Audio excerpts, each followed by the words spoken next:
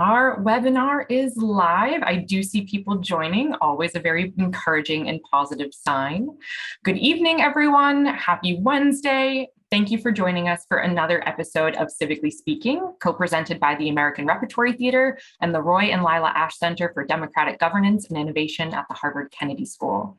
I am Sarah Schofield-Manser. I'm ART's Assistant Director of Special Events and Programming. I'm a white woman with dark brown hair that I've got clipped up because it is quite warm in the Boston area today. I'm wearing my festive floral colored shirt, and I'm sitting in my office with a plain yellow wall and a vent in the background. It's not particularly aesthetic, but it's a good office. Before I welcome our speakers, I have a few notes for Zoom housekeeping and a few other things to note. I'd like to first note that the Zoom chat is disabled, so you will not be able to communicate with me or our panelists via the chat. Second, I'd like to note that captions auto-generated by Zoom are available for those who want or need them. You can turn them on by pressing a button either labeled Live Transcript or More at the bottom right of your Zoom screen and selecting Show Transcript or Show Subtitles, both depending on how recently you've updated your Zoom infrastructure. Last, we'll reserve the final 15 minutes or so of the hour to answer your questions and have Q&A with our speakers.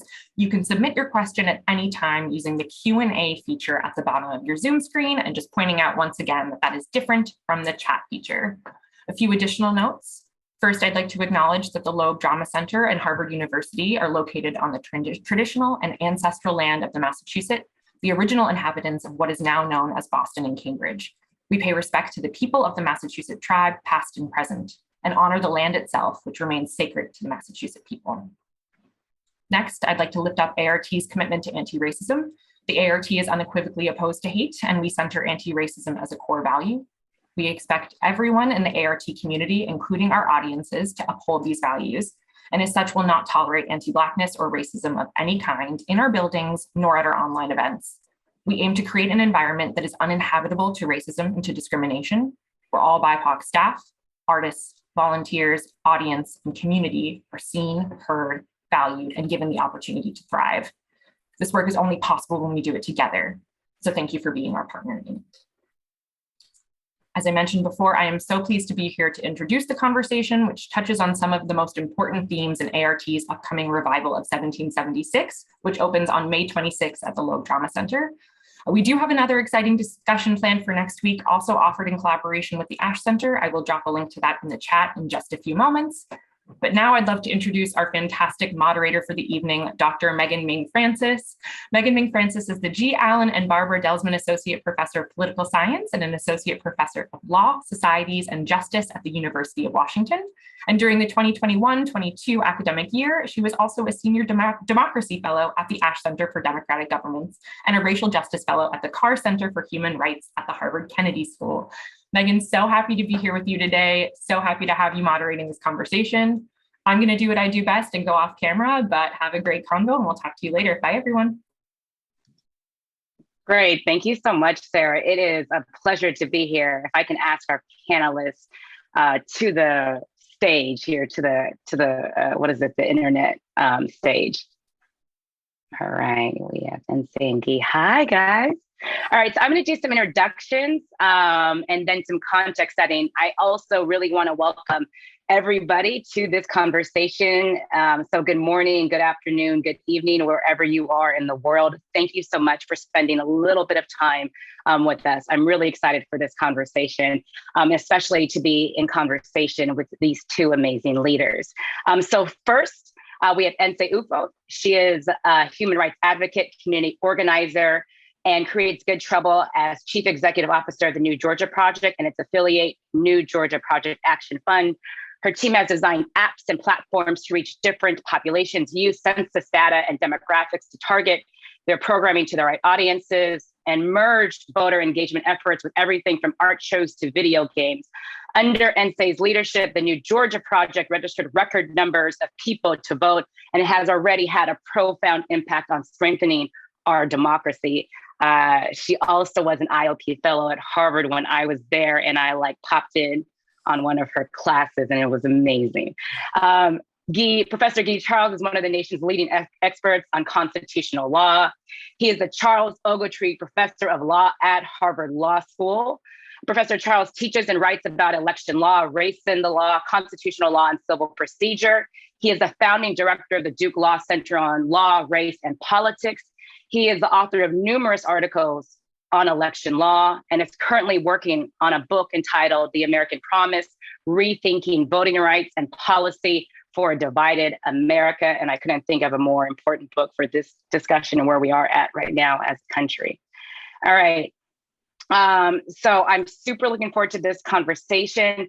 I want to start off this conversation before I get into a few questions for our panelists about announcing a new project that I am actually part of. So I joined a textbook team of the leading textbook in American politics recently called We the People from Norton. I was initially resistant because I have been teaching the intro college course on American politics since 2008. And I had never been satisfied with a textbook on American politics. And I was skeptical that any mainstream textbook could hold the tensions and contradictions that I knew to be true about the development of the American political system. And yet at the same time, I believe that the stories that we tell have power and how students learn about our political system matters. So I set my reservations aside and I began work on two of the most central chapters of the textbook. The first one about American political values and culture, and the second chapter about the founding, right? The Declaration of Independence, 1776, and the writing of the Constitution. Much of the revision of these chapters consisted of me adding back different people and different voices, telling the story of the founding, not from one kind of established perspective, but from many different perspectives.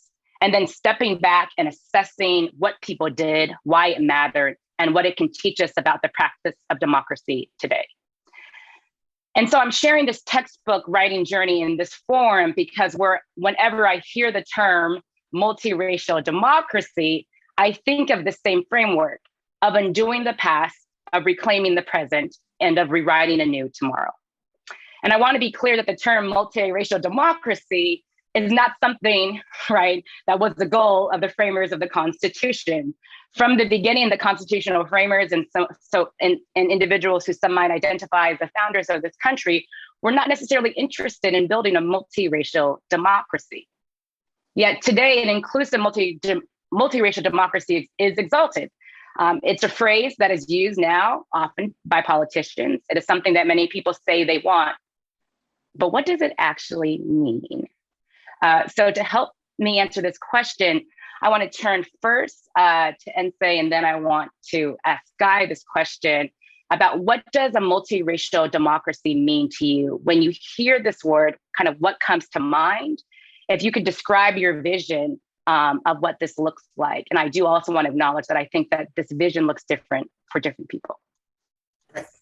Thank you for that. It's such a big question. I think that I was initially struck by the idea that multiracial is only needed as a descriptor because of how racist our political system has been in its past, that we could just say democracy and one that works for the citizens and people who, are here and make up the body politic.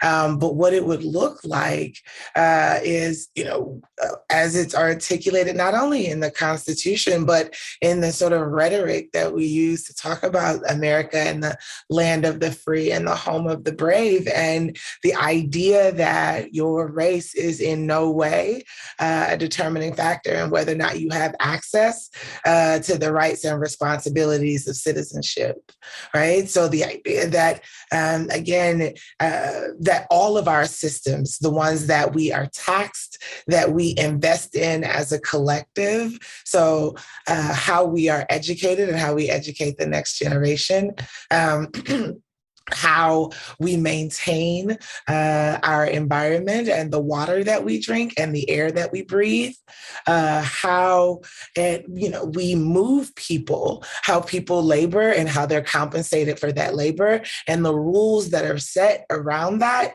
Again, that your race in no way is a barrier or a hurdle that you must clear in order to have access to those things by virtue of your humanity and by virtue of your Americanness. Great. Guy?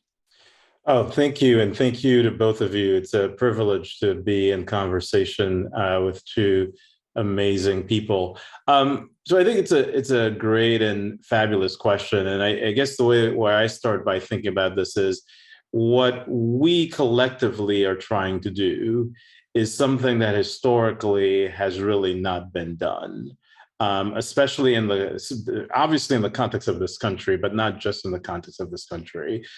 Because in many ways, when we talk and think about democracy, we're talking about ruled and rulers among equals, right? So the conception is that we are all equals, and then we're taking turns being ruled by one another and ruling one another, right? But obviously, when you think about the founding principles of this country, yes, equality, but at the same time, a compromise with slavery within the founding document itself, right? Within the Constitution.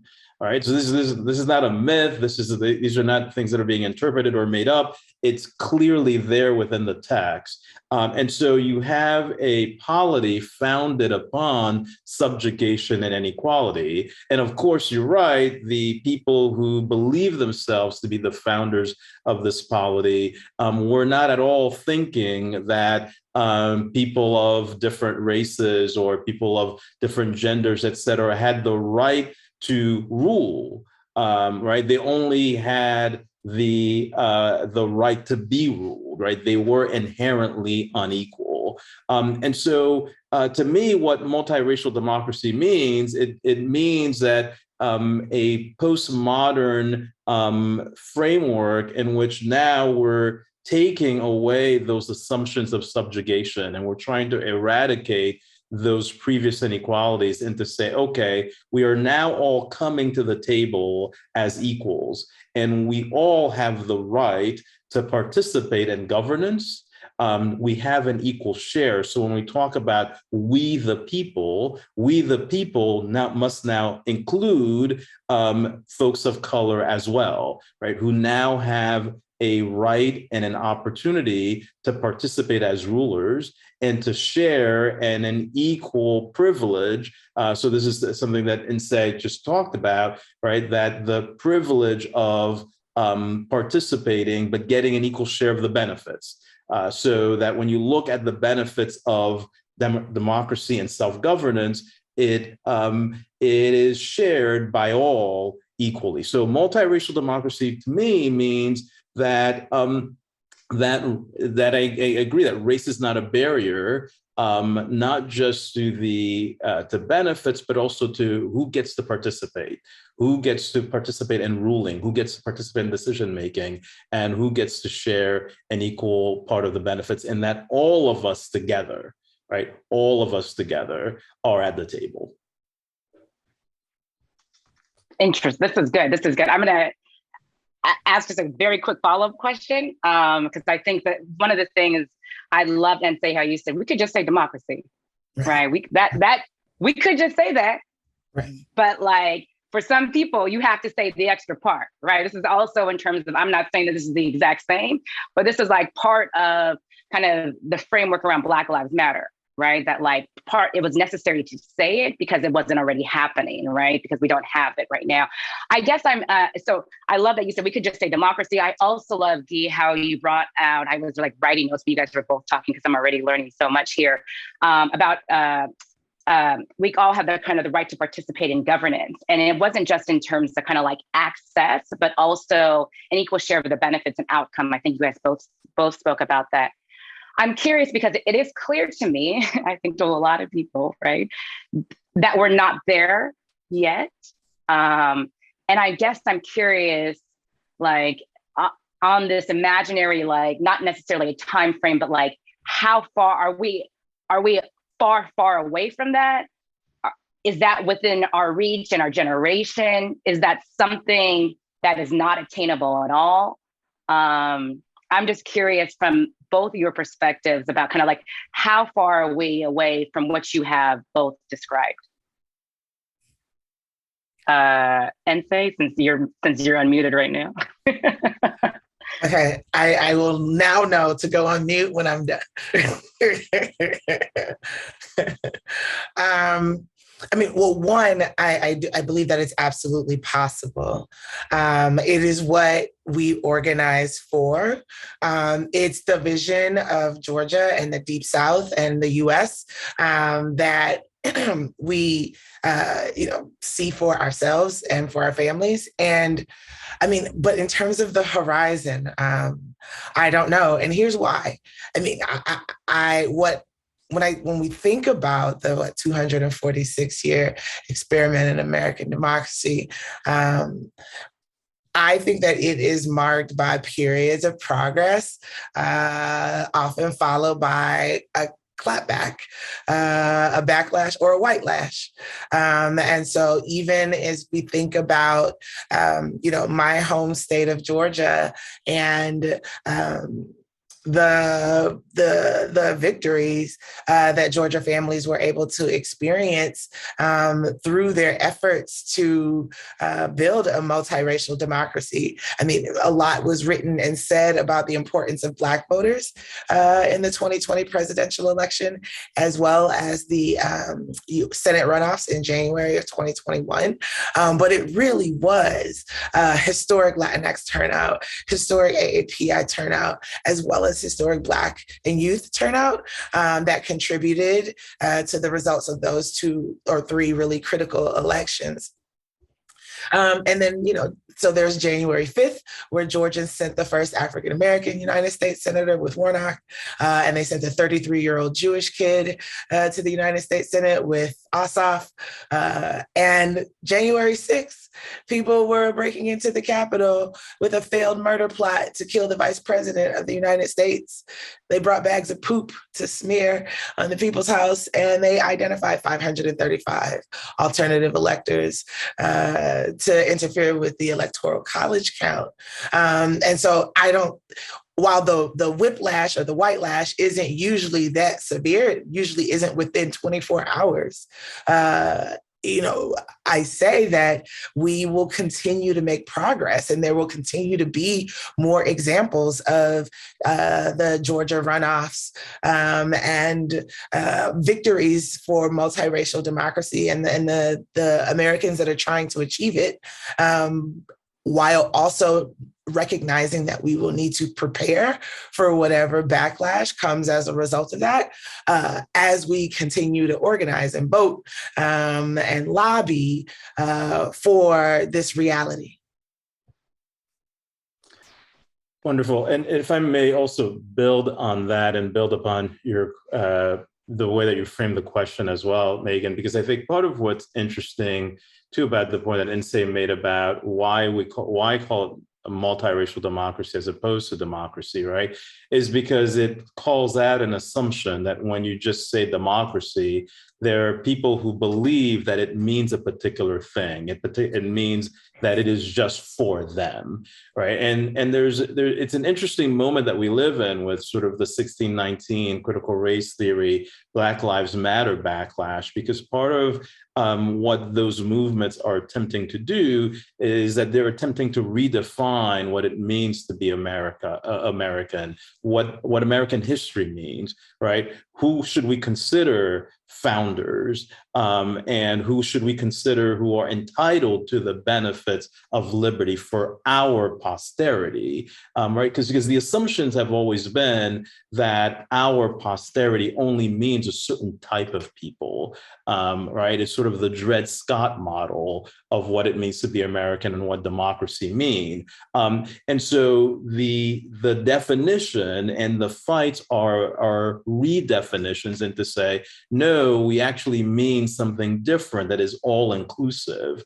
Now, if you look at the timeline, we clearly have made progress, right? So the post-65 world is a turning point. It is a different, right? Prior to 1965, when folks of color weren't entitled to participate, notwithstanding what the 14th or 15th Amendment said, they weren't entitled to participate. So fundamentally, after 1965, as a matter of formal equality, all of that changed. Right. But also there's the longer, as you're pointing to, the longer horizon of not just formal participation in the work that organizations like Nsé's are doing to assure that people have that historic turnout, but now an equal claim in the benefits. And that's going to take a little bit longer, right? So this is why people are fighting at the school board level to say, hey, I don't want you teaching the history in that way, because when you do, you're basically saying that everybody is entitled to a set of benefits, and that's actually not the way it has historically worked. So we are going to have those fights. And I think if America is going to live up to its promise, and I think ultimately it will, it also means that the subjugation that we currently have is also going to have to change. Right. So ultimately, we are going to change the distribution system. And that aspect of it, I think, will make it for a much more equal multiracial democracy. But that's a longer term horizon. That's clearly right, though we've made a ton of progress. No, those are such rich answers to this question. So you guys have already kind of touched on the second question, but I'm going to ask it anyways. The second question here is about, I'm a political scientist, so I have been in far too many conversations, especially since 2016, because something happened in 2016 in our election system, right? But a lot of conversations since 2016 about what is happening to democracy on the guardrails, how to save democracy, right? And I have sat in on so many conversations with colleagues unwilling to, in my opinion, really confront violence and the kind of the long trend of racial violence in this country and how it emerges, right? So many people were shocked in 2016 and 2020 and 2021. And I guess this next question here is, we have seen in so many ways a mobilized resistance. From your perspective, what are some of the greatest challenges and threats that we need to confront in order to build this multiracial democracy? What needs to be undone, for example, in order to rebuild? That's something that I think about a lot. And I know that you guys, and so you touched on it with the insurrection. And yeah, I love this building off of Nsé's remarks earlier about part of the kind of the conversation and the tensions that we see right now. You said our conversations and debates and battles about who should be entitled, who is democracy for. And I think that is just so spot on. This time I'm going to go to Guy first, if that's okay. That is, I unmuted to give Nsé to make it a bit more fair. Excellent. Okay. Sure. I mean, look, so we're living in probably some of the most truly polarized times in a long time. So we have divisions on the basis of race, we have divisions on the basis of party, we have divisions on the basis of geography, we have divisions on the basis of religion, and we're living and existing within a set of institutions, including our Constitution, that wasn't meant to address these sets of questions, these sets of divisions at that fundamental level. So you have a sclerotic Congress.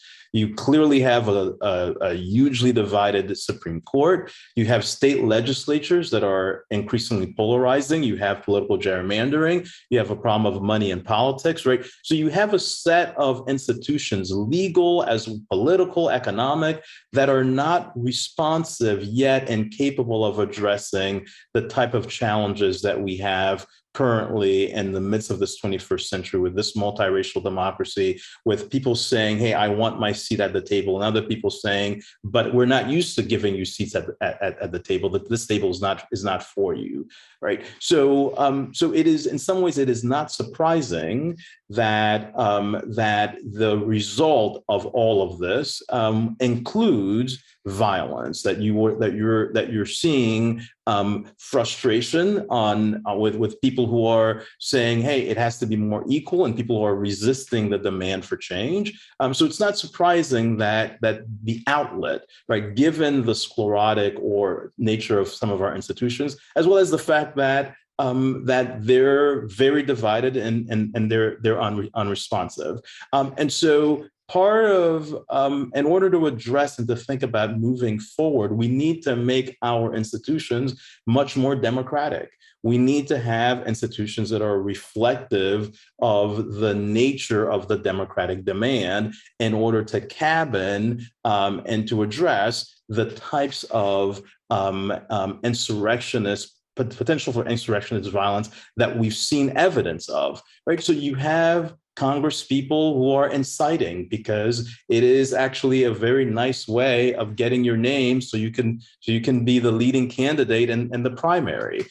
So our institutions are not meet for the task that we have in the 21st century. And it is a responsibility of taking these 18th century institutions, these 19th century institutions, and trying to modernize them for the 21st century. I mean, you're right, we don't throw the horse and buggy down in the streets of Cambridge and Seattle and DC, right? That's not happening. And if it were, then we would see chaos. But that's essentially what we have in American institutions, right? We essentially have a 21st century world, but riding horse and buggies to address these fundamental problems that we currently have. And it's not surprising that there's frustration from all quarters.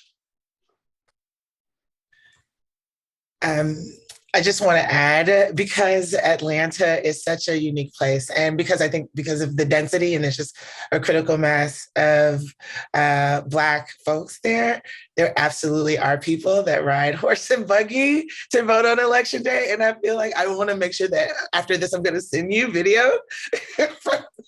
And then you're going to tell me it's not chaotic and say, is that what you're telling me? No, there's a reemergence, I think, of Black cowboys, like these urban cowboys who literally ride horses through the streets of Atlanta. It's a nuisance and hilarious, but also feels right for Atlanta.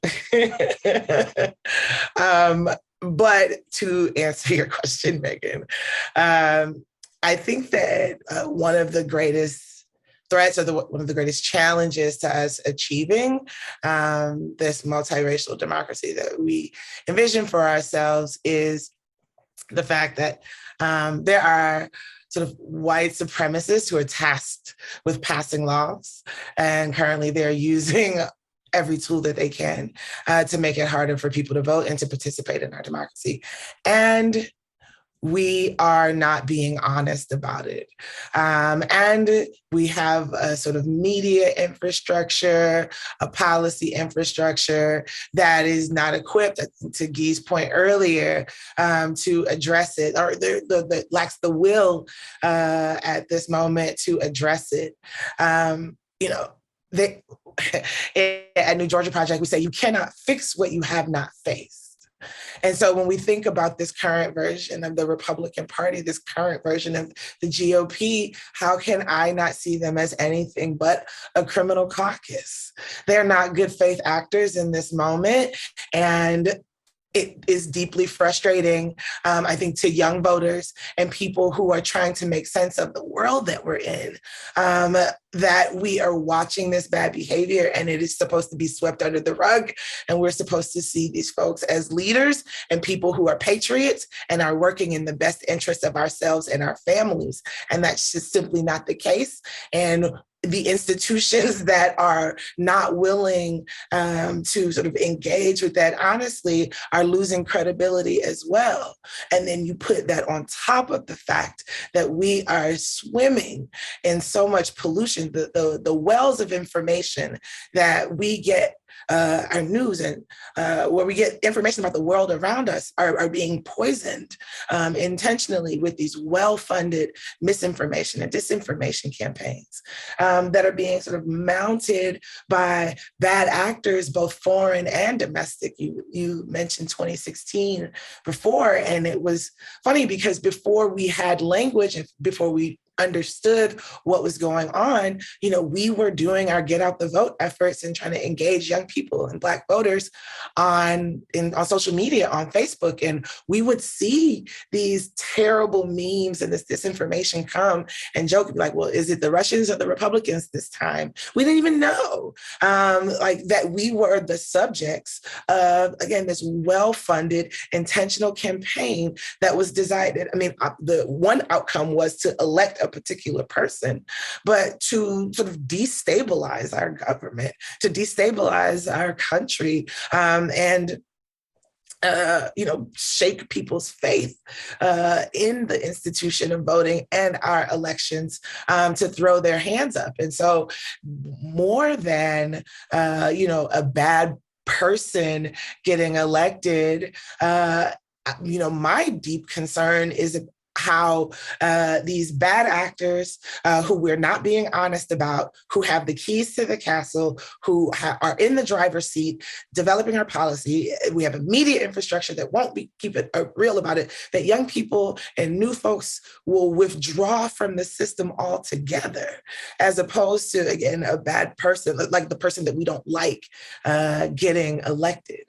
And again, it's not just about disinfo as it relates to elections. People died because of COVID disinformation. People are dying, and our planet is in trouble because of disinformation around climate change, as well as, the ability to access the ballot. And yes, they are intentionally targeting Black folks and brown folks and young people, queer folks, et cetera. So I think that in a lot of ways is the biggest challenge. Our inability to face what is ahead and talk about it honestly, as a precursor to actually doing something about it. Oof. So I'm going to actually come back to Nsé and then go to Guy. But this is actually a quick follow-up on this question. I'm just like, to me, I feel like the overriding thing, there's a lot of overriding things, but one of them is that people are not being honest. Oftentimes I have kind of students come into my office for office hours, and because this is how they're coming to understand the political system, right? Themselves as citizens, themselves as voters. And to them, this is a wild world, right? And they are confused and they are scared. And as you mentioned, Nsé, a lot of them feel like they want to withdraw from the system. But then I talk to some of my friends and I watch the news, right? And it strikes me that oftentimes when we say words like multiracial democracy, or when people are out there fighting for something that matters a lot, people are aware that there is an opposition, there is an opposition to a multiracial democracy. And I guess my question here is that for oftentimes, right, students come in my office, and I'm assuming there's probably some of my perhaps students listening to this conversation and or that will listen. And Guy mentioned institutions, these 18th century institutions that perhaps need to modernize. And Nsé, you mentioned the media infrastructure, as well as politicians, right, white supremacists who are alive and passing laws. It strikes me that they may be listening to this and feeling like this is big. This is daunting. This is so big, and I am not sure what that means and where I can try, if I care about these things, what does it mean to change and to modernize these 18th century institutions? Does it mean advocating for term limits for Supreme Court justices? Does it mean pushing legislation in Congress? Does it mean being more active at the state legislature level? Nsé, does that mean in terms of building alternate types of media infrastructures? I guess I'm just curious, what I could say to a student who came into my office tomorrow and listened to this, and they were like, Guy and Nsé are totally correct, and I want to do something. Where might you direct someone?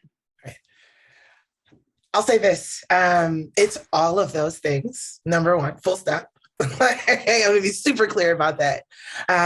But I mean, I am an organizer, and so my solutions, come from that perspective and that worldview. I believe that we all need a political home. that there are people who share your values and who care deeply about the things that you do as well. That there are things that you cannot stand to see continue, that you have identified them, you have named them for yourself, and those are issues that you want to work on. Or there are hopes and ambitions that you have for yourself and your family and your community. There is a version of Georgia, of America, of like this country that allows you to thrive and be your full self, and the same for your family. Right. And there are people who share that and that you need to find and listen. I subscribe to the gospel choir theory of organizing. I'm from the South. I can be forgiven for that.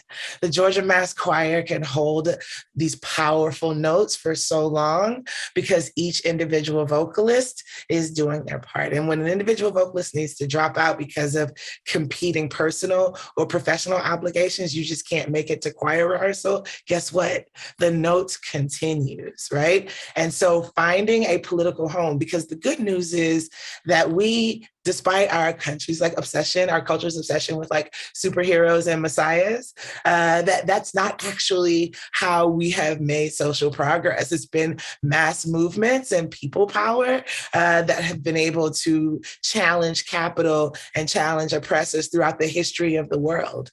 And so finding your people and joining an organization. And I'm not a joiner by like personality, but there are things that I care deeply about. And so finding other folks who are willing to work on these issues. And again, when I was a student, I absolutely had more time than money. And so to draw on another reference from the Black church, thinking about what you have in terms of your time, your talent, or your treasure, right? Because I run a couple of organizations and we are in the middle of what promises to be a charged election season. I definitely have more treasure than time these days. And so contributing to organizations and to the folks that are doing the work that is so important to me, that aligns with my values, I think is really, really important and something that can be done. Yeah, I mean, this is great.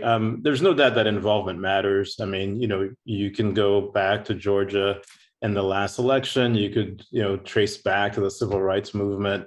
You could trace back to Reconstruction. I mean, there's just no doubt that engagement and involvement matters, and there's no doubt that they have made a difference. You don't get the 1964 Civil Rights Act, 1965 Voting Rights Act, 1968 Act, right? You don't get these fundamental changes without social movements, without engagement. And so certainly the one thing that we can tell students is that their engagement and their involvement matters. The second thing that we can tell them is the fact that there are a number of things that you just put on the table that are actually on the table today that were not on the table 20 and 30 years ago, right? People weren't seriously talking today. Today, people are seriously talking about the Senate and the way that the Senate structurally benefits certain groups of people. And then the question is, what do we do about that? People are seriously talking about the Electoral College.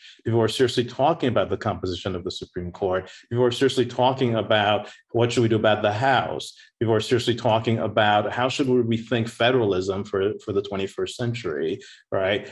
So how do we rebuild faith in our institutions for the 21st century? So there are questions that are now on the table that weren't on the table before, and they're on the table because a lot of young activists or interested and engaged people have put them on the table. So it now means that there are multiple avenues for change in a way that was not true 20 or 30 years ago. There are multiple paths for engagement and for thinking about the things that matter to you, to a person, and how to address those things. And of course, we have There are bad things about social media, but there are also good things in terms of information is cheap and aggregation is a lot easier, right? So there are tools that we have that we didn't have before for engagement, for organizing, and for putting on the agenda the things that matter to us,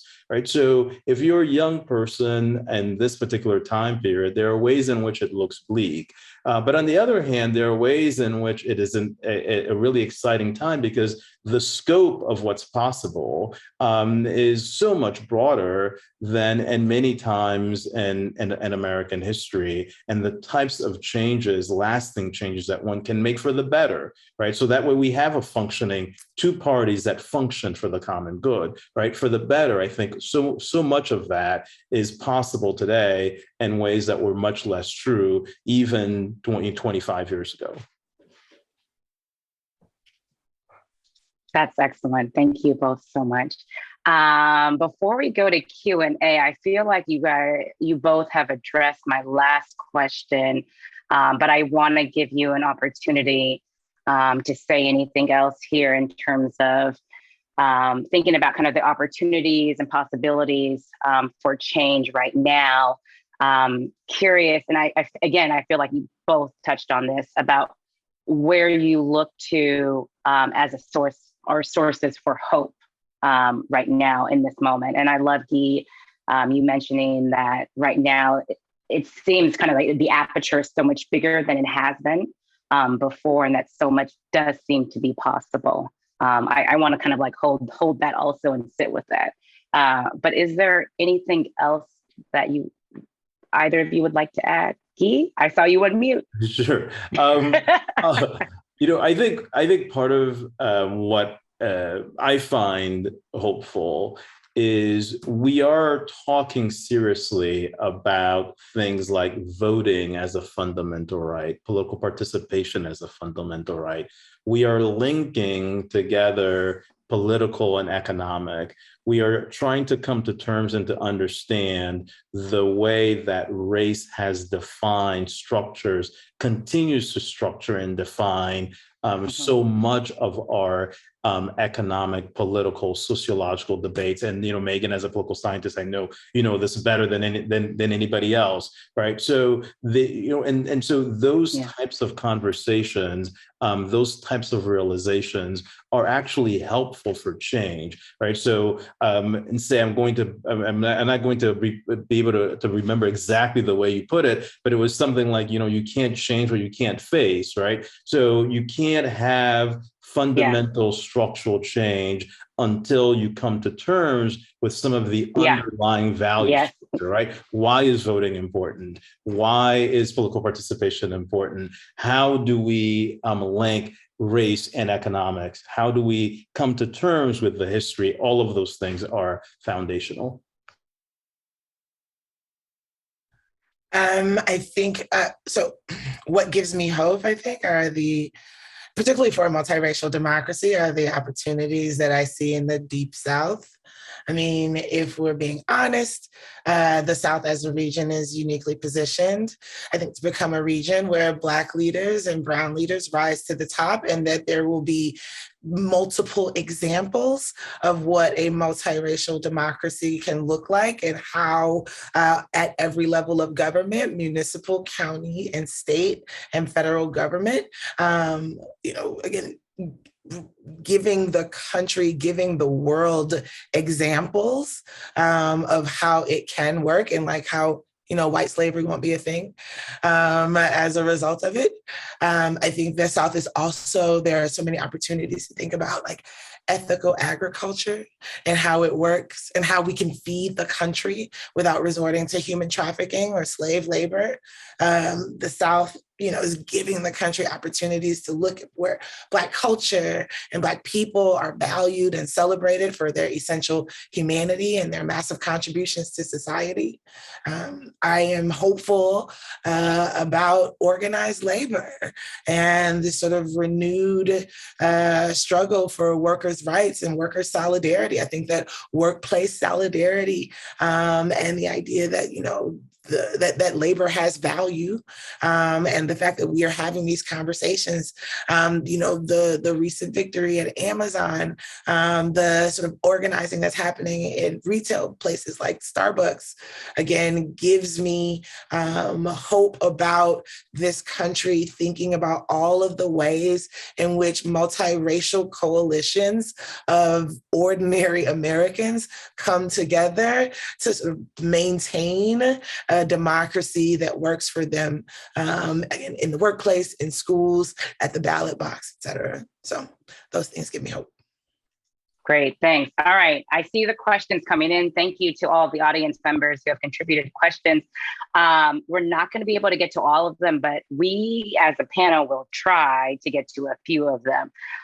So the first question, I'm going to combine one that is listed along with one that came to me through a direct message. So the first question by Stephen Cohen asks, so doesn't the Constitution have to change? I'm going to combine that with a question from Tova Wang, who asks,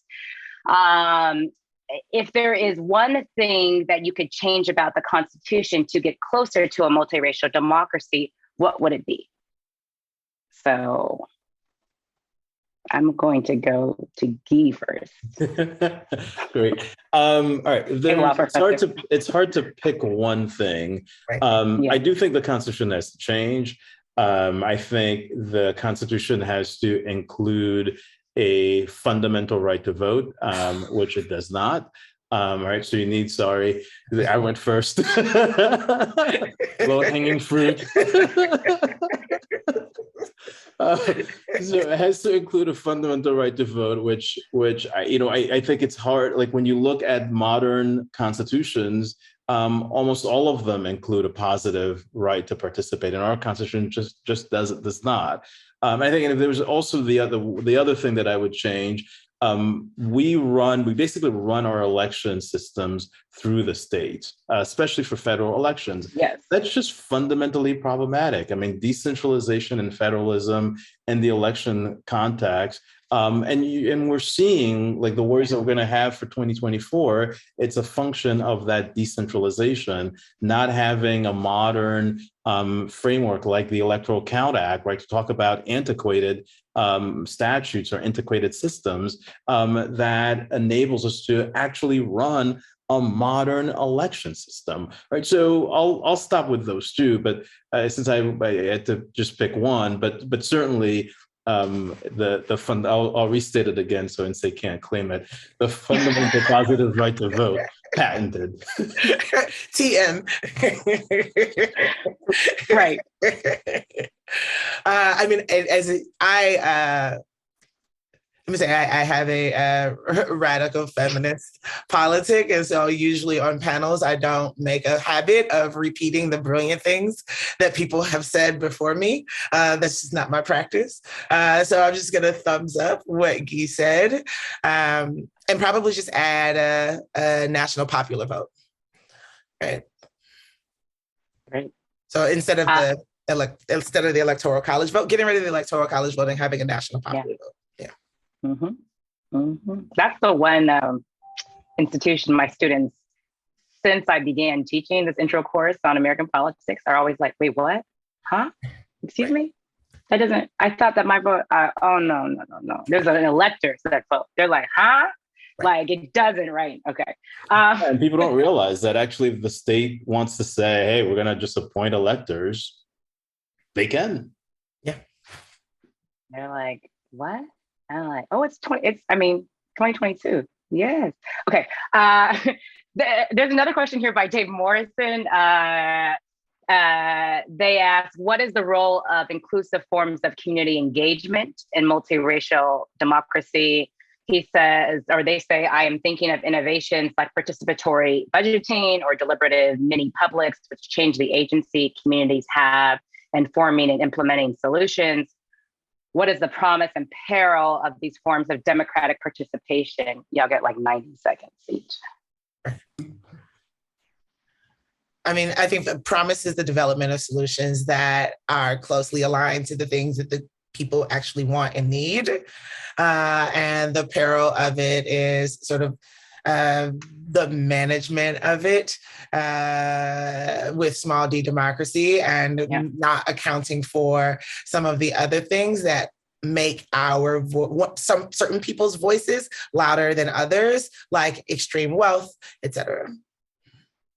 Completely agree. I mean, I think, what I would just add is the distinction between democracy and populism, right? So simply because you have people participating and even have a broad group of people participating, I mean, look at what's going on at the school board level. It's hard to think of those and to see people coming in and screaming and demanding. Yeah, there's a lot of participation. There's a lot of engagement. But I don't think that we would call that democratic governance or democratic decision making. So we have to combine process with substance. We have to combine outcome with process as well. Right. So yes, broad groups of people, but let's look at the outcome. Let's look at the process, and let's think about what is its underlying purpose. Right. How is democracy, multiracial democracy, as a practice, including procedure as well as outcomes? That's excellent. There is a question here that this is a question that I feel like I've been having a conversation with friends and colleagues about political parties. And Rebecca asks, she says, or they say, I'd like the presenters to chat a bit about the relevance of political parties. Folks want to align themselves with like-minded people, but yet I think more and more, especially with younger people, they don't think the party structure works for them. For example, in my state of Utah, more than 30% of our voters are unaffiliated. And so maybe I'll go to Nsé first to talk about, because I think oftentimes people are trying to find kind of who their people are, sometimes in organizations and sometimes in political parties. Absolutely. Yeah, absolutely. I think that there are too few parties in this country. Like, just off rip, like that's my hot take, my lukewarm take. You think about, our neighbors to the north, Canada. I mean, there are more people in Texas than who live in California, Texas and California than who live in the entire country of Canada. And there are 6 major political parties. I think that, I joke often that the Democratic Party brand is on the floor and the Republican Party brand is in hell. And so thinking about, really, as we bring new people in, the idea that they have to hold their nose to affiliate with something, I think is particularly challenging as we're thinking about how to engage young voters and bring them in.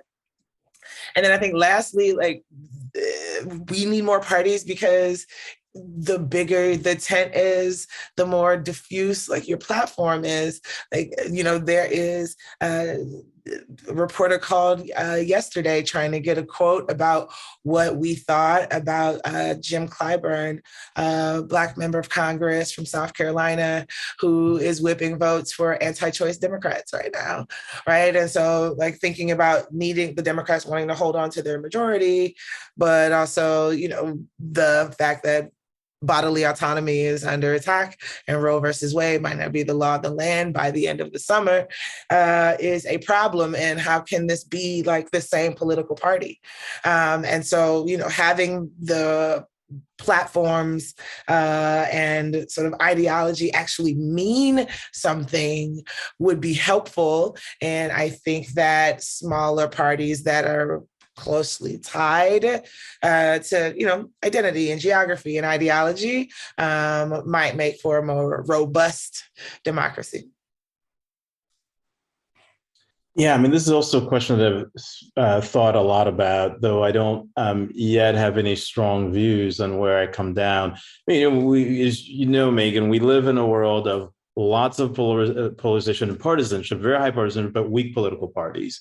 Right? We live in a world and a single member, first past the post. that, and this is a part of Nsé's point too, that aggregates everything and is zero sum. And of course, it's hard for people to feel that they're being truly represented. And then there's also the question of, would we be better off by having more state or regional parties and not just the nationalization of the state and the regional parties? So I think these are really, in terms of thinking about what do we need to do, what are the types of systems and structures that we need to rethink, and the party structure is definitely one of them. Our nominating system for president, I think, really leads to a series of deeply dysfunctional set of problems. All right, so I think these are the things that we have to think about, that we have to figure out. And for me, I don't have yet, I don't have solutions to them, but I think those are exactly the right problems to focus on. This is excellent. Everybody, our time is coming to a close. We have 5 minutes left. I'm going to ask one closing question to our esteemed panelists. Then we're going to all have a good evening, morning, afternoon. This last question here is, we all teach here, all three of us. It's about resources. So we want to leave y'all with some stuff, right? So my question here for the panelists are, what books, podcasts, organizations, or other resources would you recommend to people who want to learn more or get involved in working towards a multiracial democracy? And just as an asterisk, it strikes me that 4 of the questions that came in are about thinking about how to get outside of the two-party system. So perhaps one or both of you might have a suggestion of people who are organizing around different types of parties and third parties. I'm just going to shout out the Working Families Party. I think South Carolina, New York, and there are a couple of states that allow for fusion voting. So you are allowed to essentially vote for multiple parties. And so a candidate can run as a WFP, a Working Families Party endorsed candidate, and as a Democrat, or et cetera, Green Party candidate and a WFP candidate. And so I feel like those types of interventions have proven to be an interesting way to grow third-party presence on a state level as we figure out how to change American political culture to make third parties less fringe as going forward.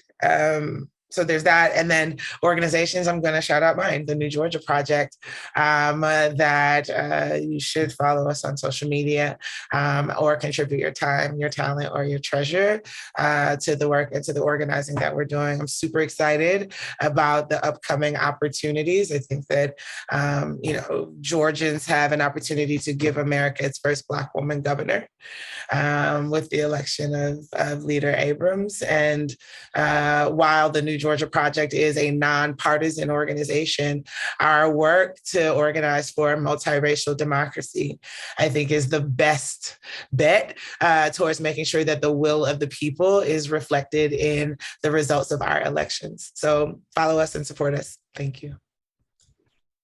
All right. I will 2 thumbs up following Nsé's organization. And then I think, to me, the place that I start is Du Bois's Black Reconstruction. I mean, I think we as a country, we just have to figure out the role that race has played in structuring our polity, and really coming to terms with that, and coming to terms with how we're going to address it. It doesn't mean that we are going to have to reduce everything to thinking about race, but we can't move on, because we know, the political scientists will tell you that the easiest way of getting people to take a position on an issue, it's racialized, and all of it is racialized, whether it's the environment or whether it is labor, right? And so I think coming to terms with an understanding of the role that race has played and structuring our politics and limiting our solutions and making our political activism more or less effective, I think is foundational and fundamental for a country. And we can't build a multiracial democracy without dealing and addressing that question head on. Excellent. This is fantastic. And we have 1 minute left. With that, I am just so grateful to our panelists. Thank you so much for spending your time and providing your wisdom to this conversation. I am especially excited and selfishly asked this question about for my students, and you both answered at like perfectly for students. And I'm just so thankful for that generosity. Also, my gratitude to the Ash Center and the American Repertory Theater for hosting this conversation. I hope you all in the audience out there get a chance to watch the 1776 musical. And I want to leave you with 2 quotes from our panelists. One that I'm gonna like laminate, which is "You cannot fix what you cannot face." And the other one directly pertaining to multiracial democracy is that we need to combine process with substance and outcomes. And I think that is so key, because oftentimes I feel like so many politicians and a lot of us get stuck on the process part and miss the substance and the outcomes part. So just thank you so much for that. I hope you guys all have a wonderful evening wherever you are. That's it. Bye.